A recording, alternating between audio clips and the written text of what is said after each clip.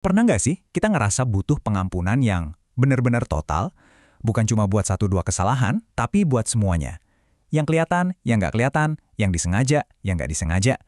Nah, kali ini kita akan coba bedah sebuah doa yang strukturnya tuh dirancang persis buat itu.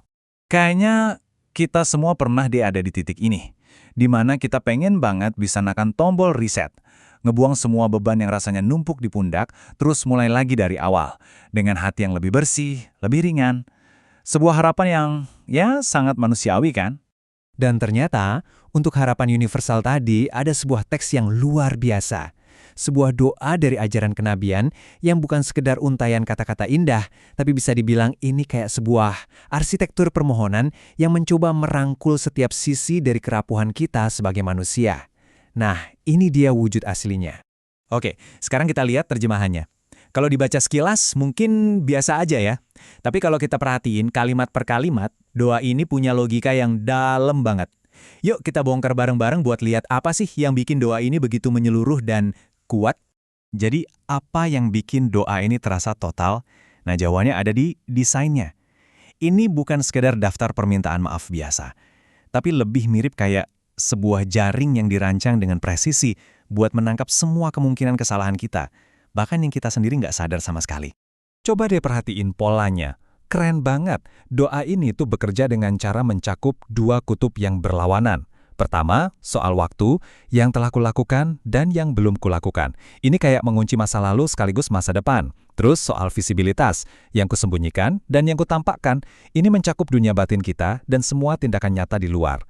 Dengan begitu, hampir nggak ada celah yang tersisa. Oke, kedengerannya udah lengkap banget ya. Masa lalu, masa depan, yang kelihatan, yang tersembunyi, semuanya udah masuk. Tapi, coba kita jujur deh, seberapa baik sih kita kenal diri kita sendiri? Pasti ada kan kesalahan yang kita buat tanpa sadar, titik-titik buta yang kita miliki tentang diri kita. Dan justru, disinilah letak kejeniusan doa ini. Bagian selanjutnya itu langsung menjawab pertanyaan tadi. Dan dosa yang engkau lebih mengetahui daripadaku. Wow, ini adalah sebuah momen kerendahan hati yang luar biasa. Sebuah pengakuan bahwa, ya Tuhan, kesadaranku terbatas. Dan kita menyerahkan penilaian atas semua blind spot kita pada Yang Maha Tahu. Nah, setelah semua permintaan maaf itu selesai, tiba-tiba ada sebuah tikungan tajam. Doa ini seolah ganti gigi.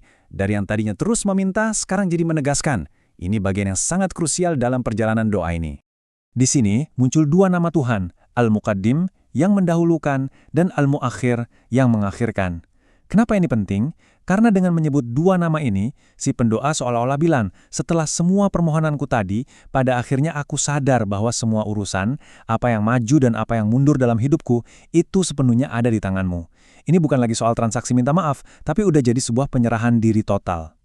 Jadi, kalau kita rangkum, apa sebetulnya inti dari semua ini? Jelas, ini lebih dari sekedar hafalan. Ini tentang sebuah pola pikir.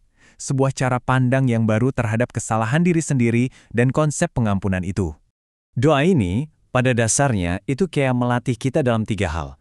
Pertama, mengakui semua yang udah kita lakuin, tanpa ada yang dikecualikan. Kedua, menerima fakta pahit kalau kita ini nggak tahu segalanya, bahkan tentang diri kita sendiri. Dan ketiga, puncaknya adalah melepaskan kendali dan percaya pada kekuatan yang lebih besar. Ini adalah latihan radikal untuk menundukkan ego kita. Dan ini akhirnya meninggalkan kita dengan satu pertanyaan besar. Di dunia yang sekarang ini menuntut kita buat selalu tampil sempurna, selalu punya semua jawaban, gimana caranya kita bisa benar-benar jujur mengakui keterbatasan diri?